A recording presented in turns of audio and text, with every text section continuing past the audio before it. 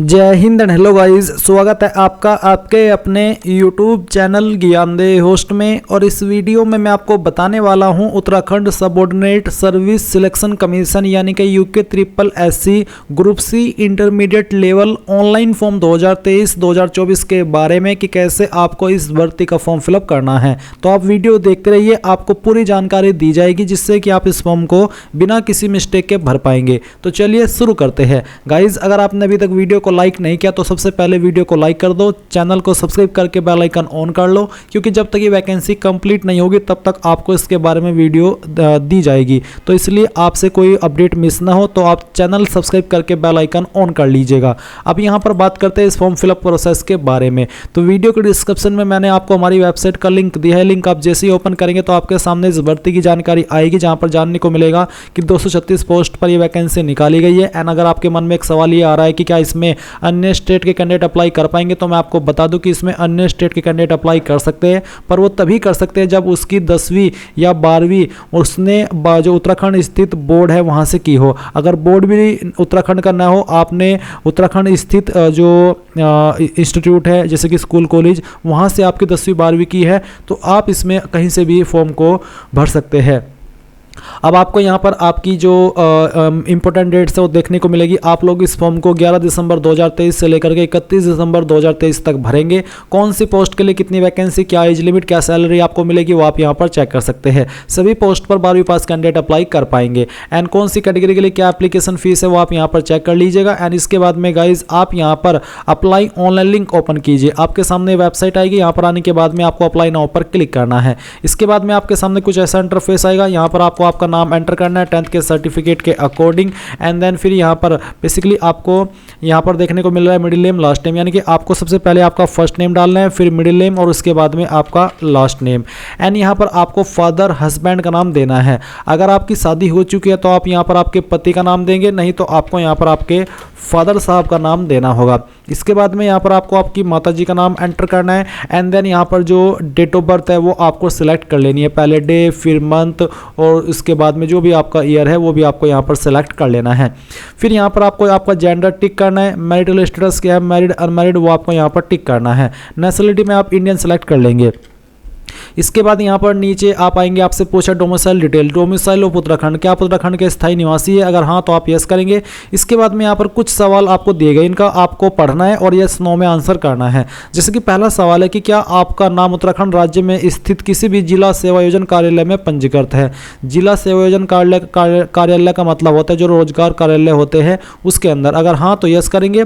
Yes करने के बाद में फिर आपको यहाँ पर registration number, employment office district यानी कि किस डिस्ट्रिक्ट के अंदर आप रजिस्टर्ड है वो बताएंगे। एंड डेट ऑफ रजिस्ट्रेशन क्या थी, कब आपने रजिस्ट्रेशन कराया था और कब तक आपका रजिस्ट्रेशन वैलिड है वो डेट आप यहाँ पर सिलेक्ट करेंगे। बट अगर आप नहीं है तो आप यहाँ पर नो कर सकते हैं। इसके बाद में क्या आप किसी सरकारी नौकरी में कार्यरत है, अगर हाँ तो यस करेंगे। एंड फिर उसकी जानकारी भी आपको यहाँ पर सेम तरीके से बतानी है कि किस टाइप का आपका ऑर्गेनाइजेशन है और डेट ऑफ अप्लाइंग एनओसी क्या है। एनओसी होता है कि नॉन ऑब्जेक्शन सर्टिफिकेट, जो कि वहाँ से मिलती है जिस डिपार्टमेंट के अंदर आप ऑलरेडी काम कर रहे हो, जिसका मतलब ये होता है कि हाँ आपके डिपार्टमेंट को कोई भी आपत्ति नहीं है, आप इस फॉर्म के लिए अप्लाई कर रहे हैं। तो आप यहां पर यस नो में आंसर करेंगे। इसके बाद में अगला सवाल यहां पर आता है कि क्या आपने अपनी हाई स्कूल एवं इंटरमीडिएट अथवा इनके समकक्ष स्तर की शिक्षा उत्तराखंड राज्य में स्थित मान्यता प्राप्त संस्थानों से उत्तीर्ण की है, अगर हाँ तो आप यस करेंगे। इसके बाद में अगला सवाल आता है क्या आप या आपके पति पत्नी या आपके माता पिता उत्तराखंड राज्य में सैनिक अर्धसैनिक बलों के नियमित कर्मचारी है जिनकी सेवाएं उत्तराखंड राज्य के बाहर स्थानांतरित नहीं की जा सकती है। अगर आप ऐसे कैंडिडेट तो आप इसमें यस करेंगे, नहीं तो आपको नो करना है। तो आप इन सवाल को पढ़िएगा और इनका आंसर यस नो में कर दीजिएगा। ये मेरे ऊपर एप्लीकेबल नहीं है इसलिए मैंने नो किया है, तो और आपको पढ़ना है और उसके अकॉर्डिंग ही आपको यस नो करना है। फिर आती है कैटेगरी, तो जो भी आपकी कास्ट कैटेगरी है वो आप यहाँ पर सेलेक्ट कर लेंगे। अगर आप एससी है तो आपको यहाँ पर आपके कास्ट सर्टिफिकेट की जानकारी देनी है। सर्टिफिकेट इश्यूइंग अथॉरिटी में बताना है कि इनमें से कौन सी अथॉरिटी के द्वारा आपका सर्टिफिकेट जारी किया गया है। एंड सर्टिफिकेट इश्यूइंग डेट क्या है, सर्टिफिकेट नंबर क्या है और सर्टिफिकेट इश्यूइंग डिस्ट्रिक्ट यानी कि किस डिस्ट्रिक्ट के द्वारा सर्टिफिकेट जारी हुआ है वो आप सेलेक्ट कर लेंगे। अगर आप यहाँ पर ओबीसी है तब भी आपके सामने ये जानकारी आएगी। अगर आप जनरल है तो फिर आपके सामने ये ऑप्शन नहीं आएंगे। इसके बाद आता है आर यू दिव्यांग, क्या आप दिव्यांग है, अगर हाँ तो यस, नहीं तो आप नो करेंगे। फिर आता है कि क्या आप एक्स सर्विसमैन है, अगर हाँ तो यस, नहीं तो यहाँ पर भी आपको नो करना है। क्या आप स्वतंत्रता सेनानी DFF के आश्रित है, अगर हाँ तो यस करेंगे, नहीं तो आपको नो करना है। फिर यहाँ पर आता है एक सवाल कि क्या आप शासनदेश संख्या दिनांक 31 अगस्त 2021 से आच्छादित उत्तराखंड राज्य के स्थायी निवासी ऐसे प्रभावित बच्चों जिनके जैविक दत्तक माता पिता दोनों की मृत्यु बच्चे के जन्म से 21 वर्ष तक की अवधि में हुई है, अथवा उत्तराखंड राज्य महिला सशक्तिकरण और बाल विकास विभाग के अंतर्गत संचालित एवं पंजीकृत स्वैच्छिक राजकीय गृहों में रहने वाले अनाथ बच्चे हैं। अगर आप ऐसे कैंडिडेट हैं तो आप यहाँ पर यस करेंगे, नहीं तो आपको नो करना है। अब आप नीचे आएंगे, यहाँ पर आपको अपनी इन्फॉर्मेशन देनी है कॉन्टैक्ट की, तो आपको आपका ईमेल आईडी एंटर करना है, ईमेल आईडी को दोबारा डाल करके वेरीफाई करना है, अपना मोबाइल नंबर एंटर करना है, उसको दोबारा डाल करके वेरीफाई कर देना है। फिर प्रेजेंट एड्रेस में आप यहाँ पर आपका डोर नंबर या फिर स्ट्रीट नेम क्या है वो लिखेंगे, आपका यहाँ पर उसके आगे का एड्रेस क्या है वो आप लाइन 2 के अंदर लिख देंगे। सिटी टाउन विलेज आपका कौन सा है वो आप यहाँ पर लिखेंगे। स्टेट यहाँ पर आपकी कौन सी है वो आप यहाँ पर सिलेक्ट कर लेंगे एंड इसके बाद में आपकी डिस्ट्रिक्ट कौन सी है वो आप यहाँ पर एंटर कर देंगे। ये एंटर करने के बाद में आप यहाँ पर नीचे देखेंगे पिन कोड, तो आपको आपका पिन कोड एंटर कर देना है। फिर आता है परमानेंट एड्रेस, अगर आपका प्रेजेंट और परमानेंट एड्रेस सेम है तो आप यहाँ पर टिक कर देंगे, अगर अलग है तो अनटिक करके अलग से भर दीजिएगा। फिर आता है पैलेस ऑफ फिलिंग फॉर्म, कहाँ से आप इस फॉर्म को भर रहे हैं उस सिटी का नाम आपको यहाँ पर देना है। फिर आपको यहाँ पर एक पासवर्ड बनाना है। पासवर्ड में बोला कि आपके पासवर्ड की लेंथ 8 से 15 कैरेक्टर के बीच में होनी चाहिए, जिसमें कि बोला कि following characters are not allowed in the password, यानी कि इस तरह के कैरेक्टर आपके पासवर्ड में अलाउड नहीं है। तो आपको यहाँ पर दिए गए इंस्ट्रक्शंस के अकॉर्डिंग पासवर्ड बनाना है, उसको दोबारा डाल करके वेरीफाई करना है।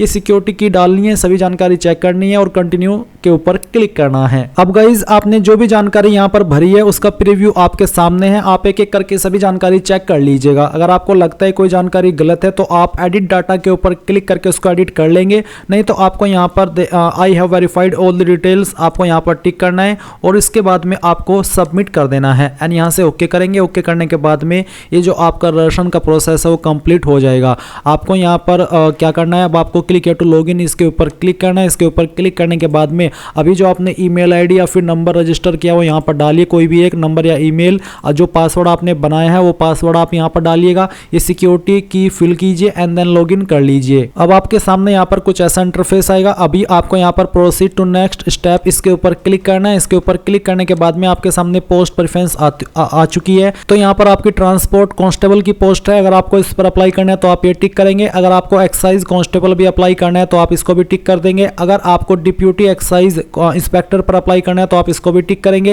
एंड अगर आपको हॉस्टल मैनेजर ग्रेड 3 की पोस्ट पर अप्लाई करना है तो आप इसको भी टिक कर देंगे। इसको टिक करते ही आपको यहाँ पर एक सवाल देखने को मिलेगा क्वालिफिकेशन के सेक्शन में, जो कि है कि क्या आपके पास इंटरमीडिएट के साथ 1 वर्ष का छात्रावास के रखरखाव का कार्य अनुभव या मेस के लेखा के रखरखाव का कार्य अनुभव है। ये इस पोस्ट पर एप्लीकेबल है, इसलिए इसके सामने ये ऑप्शन आया है। अगर आपके पास है तो आप यस करेंगे, नहीं तो आपको नो करना है। इसी तरीके से अगर आपको 5वीं ये जो पोस्ट है, चौथी जो आपकी पोस्ट है, इस पर भी आपको अगर अप्लाई करना है, सॉरी माफ़ी चाहूँगा, 5वीं ही आपकी पोस्ट है, तो इसके लिए आपसे एक अतिरिक्त क्वालिफिकेशन ये मांगी है कि क्या आपने किसी सरकारी संगठन या प्रतिष्ठित नर्सिंग होम में हाउसकीपर के रूप में 2 वर्ष का कार्य करने का अनुभव प्राप्त किया है। अगर किया है तो आप यहाँ पर यस करेंगे, नहीं तो आपको नो करना है। एंड अगर आपको सिर्फ ऊपर की 3 पोस्ट पर अप्लाई करना है तो आप इन 2 पोस्ट को अनटिक कर सकते हैं। तो बेसिकली आपकी चॉइस है, जिस पोस्ट पर अप्लाई करना है उसी को टिक कीजिए एंड जो उस पर क्वालिफिकेशन चाहिए फिर वो भी आपके पास होनी ही चाहिए।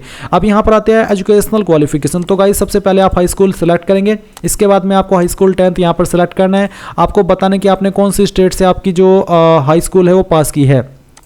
ये सिलेक्ट करने के बाद में आपको यहाँ पर आपका यूनिवर्सिटी बोर्ड सेलेक्ट कर लेना है, तो आपका जो भी बोर्ड है वो आप यहाँ पर सेलेक्ट कर लीजिएगा। ये सिलेक्ट करने के बाद में आपको date of issuing of final year marksheet, तो यानी कि कब आपने आपकी 10वीं पास कर ली थी, फाइनल ईयर मार्कशीट कब आपकी इशू हुई थी, वो डेट आप यहाँ पर इस तरह से सिलेक्ट कर लेंगे। एंड देन यहाँ पर सब्जेक्ट स्ट्रीम में आप हाई स्कूल सब्जेक्ट सेलेक्ट करेंगे। मार्क्स टाइप बताएंगे कि मार्क्स CGPA ग्रेड क्या था वो आपको सेलेक्ट कर लेना है। अगर मार्क्स तो आप बताएंगे कितने नंबर आपको आए थे और कितने में से आए थे वो आप यहाँ पर मैक्सिमम मार्क्स में लिखेंगे, परसेंटेज कैलकुलेट कर ली जाएगी। इसके बाद आप ऐड एजुकेशनल डिटेल्स के ऊपर क्लिक कीजिए, ये जानकारी आपकी यहाँ पर नीचे ऐड हो जाएगी। अब आप सेम वे में इंटरमीडिएट सेलेक्ट करेंगे एंड इसके बाद में यहाँ पर आपको इंटरमीडिएट ही सेलेक्ट करना है। फिर आपको बताना है कि आपने कौन सी स्टेट से आपकी ये जो क्वालिफिकेशन है वो की है, तो हमने इसको सेलेक्ट कर लिया। आपको ये बेसिकली पूछे कि university board where it is situated, तो आपने सेलेक्ट किया है। एंड इसके बाद में यहाँ पर आपको आपका बोर्ड सेलेक्ट कर लेना है एंड देन फिर आपको डेट ऑफ इशूइंग बतानी कि कब आपने ये जो क्वालिफिकेशन है वो पास की है। तो चलिए हम यहाँ पर पासिंग ईयर सेलेक्ट कर लेते हैं एंड देन फिर यहाँ पर आपको बताना है कि आपने agriculture, arts, commerce, IT application, science किससे की है वो आप सेलेक्ट कर ले। मार्क्स टाइप आपको बताना है कि किसके अंदर आपके नंबर थे, अगर मार्क्स तो आप बताइए टोटल नंबर क्या थे, सॉरी कितने नंबर आपको आए थे वो आप यहाँ पर डालिए, और कितने में से आए थे वो आप मैक्सिमम मार्क्स में लिखेंगे। परसेंटेज आपकी कैलकुलेट कर ली गई है। अब आप ऐड एजुकेशन डिटेल के ऊपर क्लिक करके इसको भी ऐड कर दीजिए।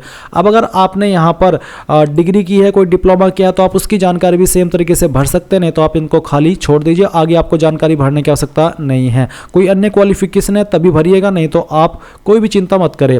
अब आता है प्रेफरेंशियल एलिजिबिलिटी, तो पूछेगी क्या आपने 2 साल या उससे अधिक के लिए प्रादेशिक सेना में सेवा की है, अगर हाँ तो यस, नहीं तो आपको नो करना है। क्या आपने NCC B प्रमाण पत्र प्राप्त किया है, अगर आपके पास है तो यस करिए, नहीं तो यहाँ पर भी आपको नो करना है।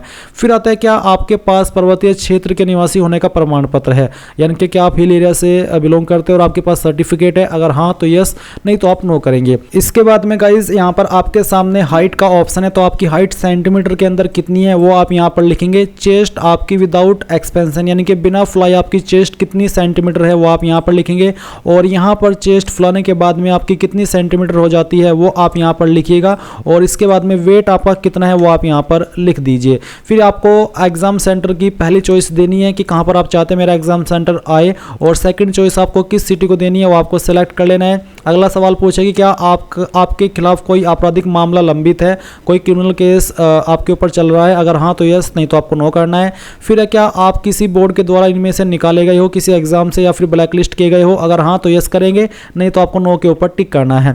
फिर यहाँ पर आपको एक ID सेलेक्ट कर ले, जो भी ID आपने सेलेक्ट किया उसका नंबर यहाँ पर डालें एंड देन सबमिट कर दे। सबमिट करने के बाद में यहाँ पर आपके सामने फोटो एंड साइन का ऑप्शन आ चुका है। आपको बोला है कि आपके फोटो का साइज 20 से 50 KB के बीच में हो और साइज सिग्नेचर का 10 से 50 KB के बीच में हो। फॉर्मेट JPEG या फिर JPG का कोई भी चल जाएगा, तो आप यहाँ पर टिक करें, कंटिन्यू के ऊपर क्लिक करें।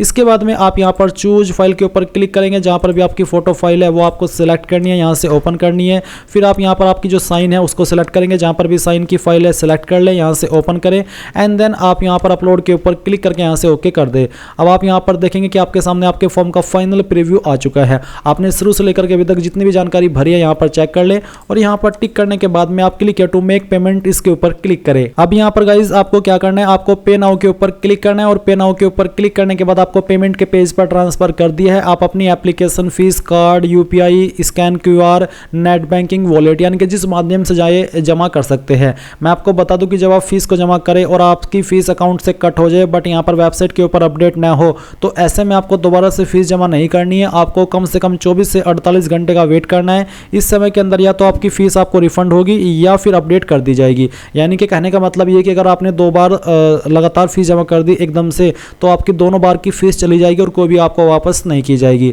तो ये था आपका पूरा प्रोसेस। आपको आई होप पसंद आया होगा। अगर अभी भी कोई सवाल डाउट है तो कमेंट के माध्यम से पूछ लीजिएगा। एंड अगर आपने अभी तक वीडियो को लाइक नहीं किया कर दीजिए, चैनल को सब्सक्राइब करके बेल आइकन भी ऑन कर ले। Thanks for watching. जय हिंद।